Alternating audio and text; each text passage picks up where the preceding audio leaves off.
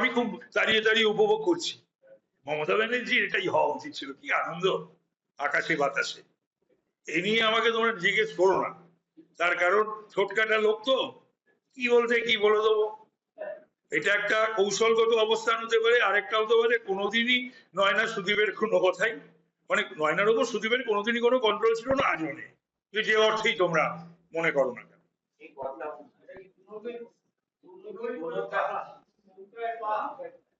ও তো সারা জীবনই তাই করে এসেছে, নাথিং নিউ। এটাই হওয়া উচিত, যেটা ছিল না গত 15 বছর। এটাই হওয়া উচিত। লিডার অফ দ্য হাউস যিনি হন বা পশ্চিমবাংলার মুখ্যমন্ত্রী যিনি হন, তিনি নিশ্চয়ই বিরোধী দলের সদস্যদের বা যে কোনো বিধায়কের কথা তিনি শুনবেন। এমনকি হাউস তো আছে, হাউসের বাইরেও, হাউসের বাইরে যে হাউসের মেম্বারও না হয়, যদি বিরোধী পক্ষ হয় বিভিন্ন রাজনৈতিক দলের, তারা যদি সময় চান, দেখা করতে চান কোনো বিষয় নিয়ে, কোনো সমস্যা নিয়ে, পশ্চিমবাংলার বিষয় নিয়ে, তাহলে সেখানেও তো কথা তারা বলতেই পারেন, এবং নিশ্চিতভাবে সেখানে মুখ্যমন্ত্রী সময় দেন, দিয়ে থাকেন। এটাই নিয়ম, যার ব্যতিক্রম ছিল গত 15 বছর।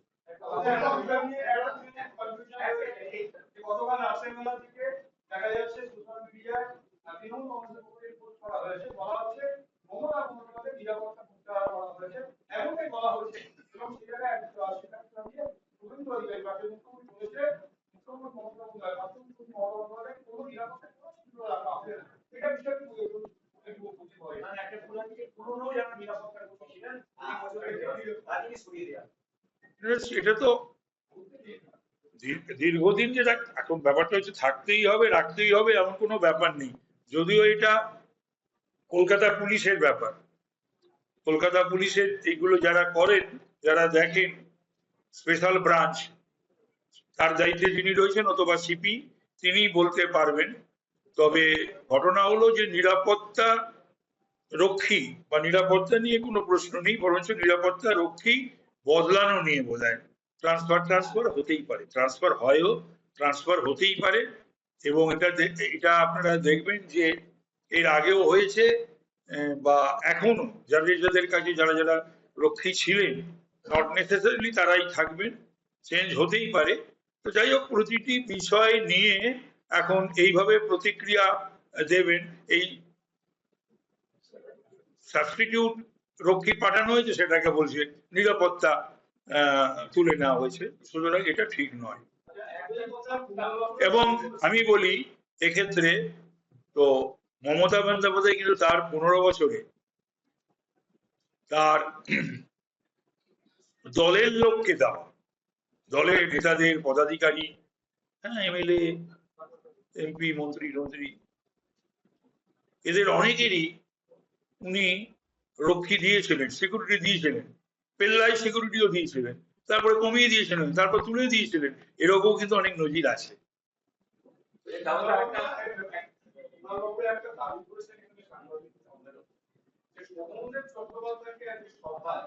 বিরোধী দলের নেতার জন্য যে নির্দিষ্ট আসন, সেই আসনে বসতে দেওয়া হয়েছে। সৌমেন্দ্র চট্টোপাধ্যায় বিরোধী দলনেতার জন্য সংরক্ষিত আসনে সভায় আজকে বসতে দেওয়া হয়েছে, এবং ওনারা বলেছেন যে আমাদের বিরোধী দলনেতার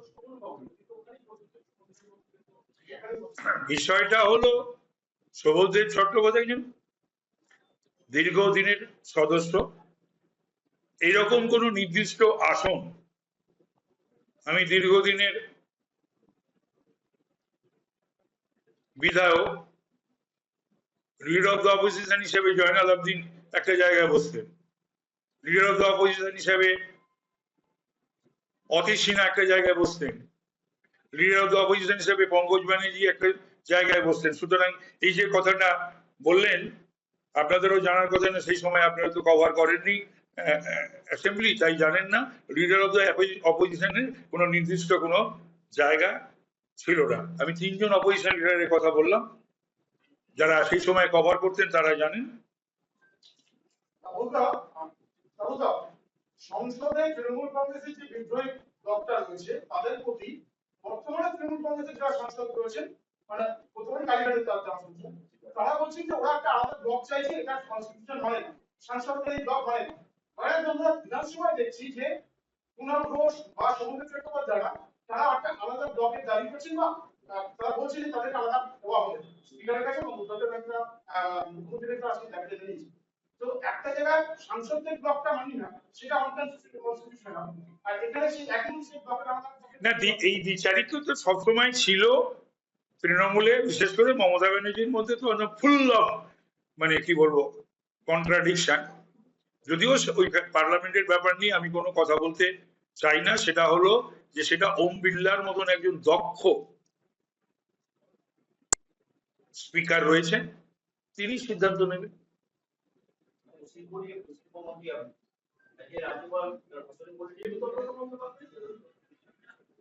তো হাইকোর্ট বলেছে, আরে হাইকোর্ট যদি বলে থাকে তা আমি কি করব? হাইকোর্ট বলেছে, সমস্ত জিনিস দেখেছে, বুঝেছে, শুনেছে, হাইকোর্ট একটা রায় দিয়েছে, এর ওপর কি আর কিছু বলা যায়? বলা যায় না। হাইকোর্টের রায়ের ওপর একজনই বলতে পারে, আপনারা তার কাছে যান, যে তাকে জিজ্ঞাসা করুন, বলে দেবে।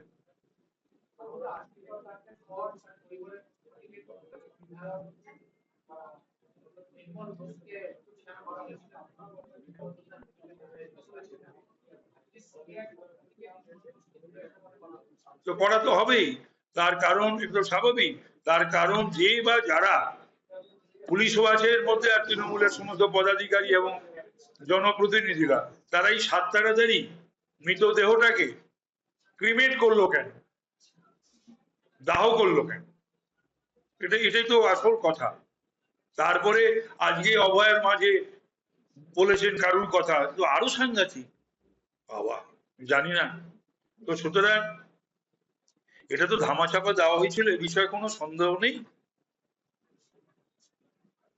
শাসক দল, সরকার, মুখ্যমন্ত্রী, মায় কলকাতা পুলিশ, স্বাস্থ্য ডিপার্টমেন্ট, আরজি করের অথরিটি, তারা সকলে মিলে তো কেসটা ধামাচাপা তো দিয়েছিলেন। নাহলে ওই নেলা খাপা একা, এটার জন্য না কাউকে ব্যারিস্টার হতে হয় না, জজ হতে হয় না, পুলিশও হতে হয় না, রাজনীতিবিদও হতে হয় না, লেখাপড়া জানারও দরকার পড়ে না, যে একটা নেলা খাপার পক্ষে ওই কাজটা করা সম্ভব ছিল না। সরকারের হাতে নেই, সেটা সেই জমি তার কৃষি হওয়ার জায়গায় রয়েছে এবং এমনি পড়ে রয়েছে। এই জমি নিয়ে আপনি কি ভাবছেন? নিশ্চয়ই এই জমিটা নিয়ে ভাবতে হবে, জমিটা পড়ে থাকবে, জমিটা নিয়ে তো ভাবতে হবে, এবং সেটা এক্সপার্টরা ওপিনিয়ন দেবে, এক্সপার্টদের ওপিনিয়ন দেওয়া হবে যে যে জমিটা এর জন্য অনেকটাই পুরোটাই বোধহয় নিচের কাজটা তো পুরোটাই সম্পন্ন হয়ে গেছিল, তো সেখানে তো অদূর ভবিষ্যতে কৃষি হওয়া সম্ভব নয়, তো সেটা নিয়ে ভাবতে হবে, এক্সপার্ট কমেন্ট নিতে হবে, নিয়ে তারপরে সিদ্ধান্ত নেবে মুখ্যমন্ত্রী, ক্যাবিনেট, ডিপার্টমেন্ট।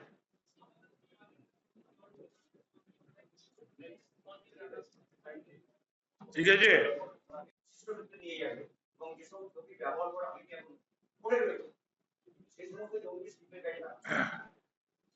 ঠিকই বলেছেন আমাদের মহামহিম রাজ্যপাল তার অভিভাষণে। এবং শিল্প নিয়ে আমরা শুধু নই, আমাদের কেন্দ্রীয় নেতৃত্ব, কেন্দ্রীয় সরকার, মাননীয় মুখ্যমন্ত্রী, আমাদের দল, সকলেই আমরা বিশেষভাবে ভাবিত, চিন্তিত, এবং এটার উপর আমরা কাজ করছি। কিন্তু মুশকিল হলো, শিল্প মন্ত্রী হিসাবে আমি বেশ কিছুদিন আমার অফিস করা হলো, বহু ইন্ডাস্ট্রিয়ালিস্ট মিট করেছেন ইতিমধ্যে, 45-46 জন তো বটেই, বেশি তবু কম না। তবে আমি অবাক হলাম যে গত সরকার না তার কোনো শিল্প পলিসি আছে, শিল্প নীতি আছে, না কোনো জমি নীতি আছে, না কোনো ইনসেন্টিভের প্রতিযোগিতামূলক ব্যাপার, সমস্ত রাজ্য, অন্যান্য রাজ্য থেকে তো ইনসেন্টিভ দিচ্ছে না, সেটা আছে না, ইজ অফ ডুইং বিজনেস রয়েছে। তো সুতরাং অল দিস আর দেয়ার, এগুলোকে ওভারকাম করে, হ্যাঁ, জমি জটিলতা রয়েছে, এই যে ওয়ান উইন্ডোর ব্যাপার, সেটা ওয়ান উইন্ডো ও নো উইন্ডো, মানুষ যদি পিংপং বলের মতন একটা শিল্প করতে গিয়ে তাকে একাধিক জায়গায় ছুটতে হয়, এবং সেখানে মাসের পর মাস এবং বছরও যদি ঘুরে যায়, তো তাহলে পরে তো শিল্পের প্রতি অনীহাই আসবে শিল্পপতিদের, এবং তারা তো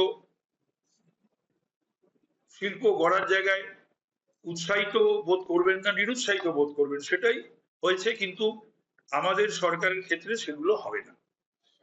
তৃণমূল রাজত্বে যেসব শিল্পপতিদের জমি দেওয়া হয়েছিল তারা জমিগুলোকে ব্যবহার করেননি, ফেলে রেখেছে, সে বিষয়ে কি সিদ্ধান্ত নিয়েছে? সেগুলো সমস্ত বলেছি আমি আমার আধিকারিকদের সকলকেই, মূলত প্রিন্সিপাল সেক্রেটারিকে, যে বিজিবিএস সংক্রান্ত 8টা বিজিবিএস যা যা ঘটেছিল, কত অ্যানাউন্সমেন্ট হয়েছিল, কত পাওয়া গেছে, কত not done, half done, quarter done, এগুলো সমস্ত করে দেখাচ্ছে, কিন্তু সেটাও খুঁজতে গিয়ে কিছু পাচ্ছে না। তখন আমি বলেছি যে ডিপার্টমেন্ট অনুযায়ী খবরাখবর নিয়ে জোগাড় করতে, আর এই সমস্ত জমির খবরও যারা নিয়ে ফেলে রেখে দিয়েছে, কিছু করেনি, তো সেগুলোর ব্যাপারেও পেয়ে যাব 1-2 দিনের মধ্যে।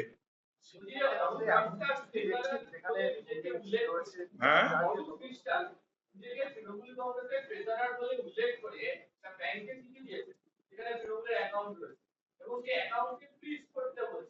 তৃণমূলী ট্রেজারার অনেকেই, কারণ তৃণমূলের টাকা যার কাছেই আছে সেই তো ট্রেজারার, তাই না? অফিসিয়ালি হোক আর আনঅফিসিয়ালি হোক, তৃণমূলের এই 15 বছরে তোলার টাকা, চাঁদার টাকা বা বিভিন্ন উপায়ে অর্জিত টাকা যার কাছেই আছে সেই তো তৃণমূলের ট্রেজারার। এখন দেখার বিষয় কি হয়, সেটা দেখার। হ্যাঁ, অর্থই তো যত অনর্থের মূল, যত যে অশান্তি, সে তো অর্থের জন্যে। এখন কথাটা সেটা দেখতে হবে, আমি জানি না, সেগুলো তদন্ত সাপেক্ষ। এই কেঁচো ঘুরতে পারে, সাপও বেরোবে। এই 2000 টাকাটা কোথায় গিয়ে দাঁড়াবে, কার গিয়ে দাঁড়াবে, এখন কোথেকে এসেছে, কে দিয়েছে, এ সমস্ত হবে। প্লাস এই টাকাটা কার কাছে থাকবে, এই টাকাটা ওই নেপো ছেলেটা ভোগ করবে, নাকি অরূপ ভোগ করবে, নাকি অন্য কেউ ভোগ করবে, এসবও ব্যাপার আছে।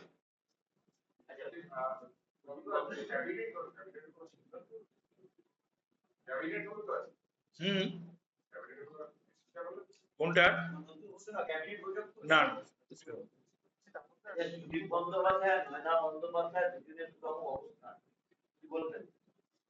এ নিয়ে আমাকে তোমরা জিজ্ঞেস করো না, তার কারণ ছোটকাটা লোক তো, কি বলতে কি বলে দেবো। এটা একটা কৌশলগত অবস্থান হতে পারে, আরেকটা হতে পারে কোনোদিনই নয়না সুদীপের কোনো কথাই, মানে নয়নার উপর সুদীপের কোনোদিনই কোনো কন্ট্রোল ছিল না, আজও নেই, যে অর্থেই তোমরা মনে করো না কেন।